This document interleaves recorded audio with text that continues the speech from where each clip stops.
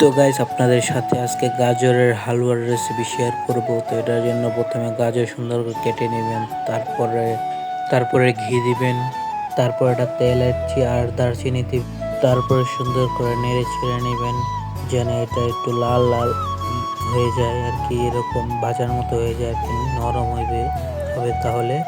তারপর যখন একটু লাল হয়ে যাবে তারপর দিয়ে দিবেন 1 কাপ দুধ।